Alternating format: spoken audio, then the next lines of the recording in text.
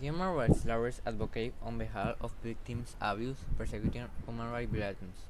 Human rights lawyers engage in a variety of different tasks, from drafting illegal documents, performing research on human rights cases, negotiating settlements, and arguing human rights cases in a court.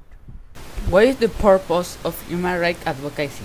The advocates for human rights work to change systems and conditions that cause human rights abuses, improve laws and life throughout the world, represent individual victims of human rights violations, and fight injustice.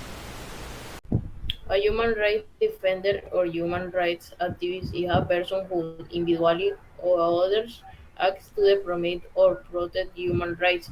They can journalists, environmentalists, bystanders, trade unionists, lawyers, teachers, using campaign or use individual antenna alone. Now let's see the video.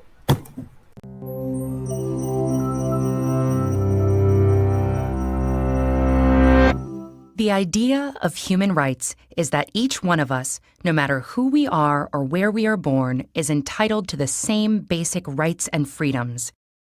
Human rights are not privileges, and they cannot be granted or revoked. They are inalienable and universal. That may sound straightforward enough, but it gets incredibly complicated as soon as anyone tries to put the idea into practice. What exactly are the basic human rights? Who gets to pick them? Who enforces them, and how? The history behind the concept of human rights is a long one. Throughout the centuries and across societies, religions, and cultures, we have struggled with defining notions of rightfulness, justice, and rights.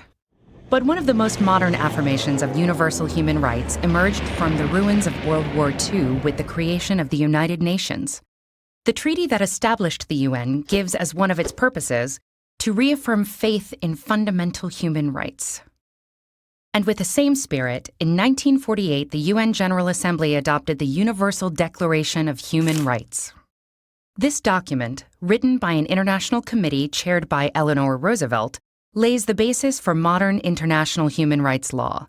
The Declaration is based on the principle that all human beings are born free and equal in dignity and rights. It lists 30 articles recognizing, among other things, the principle of non-discrimination and the right to life and liberty.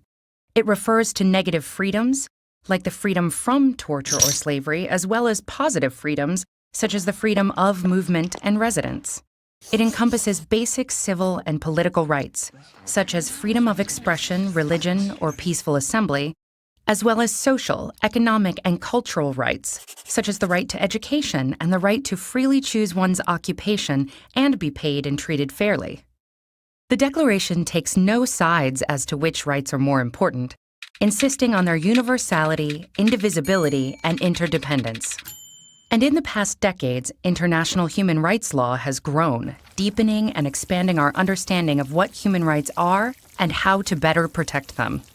So if these principles are so well developed, then why are human rights abused and ignored time and time again all over the world? The problem, in general, is that it is not at all easy to universally enforce these rights or to punish transgressors. The UDHR itself, despite being highly authoritative and respected, is a declaration, not a hard law. So when individual countries violate it, the mechanisms to address those violations are weak.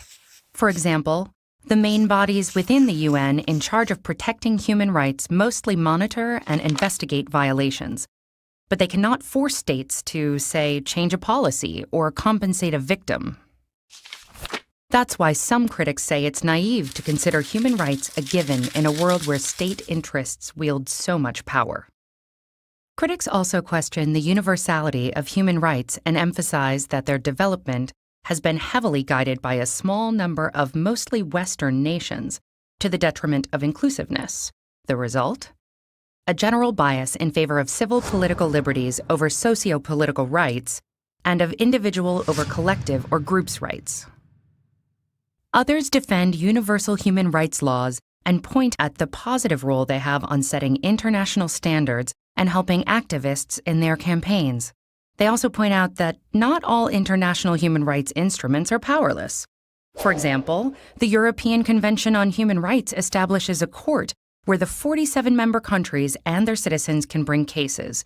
The court issues binding decisions that each member state must comply with.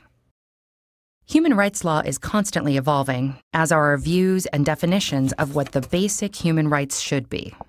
For example, how basic or important is the right to democracy or to development?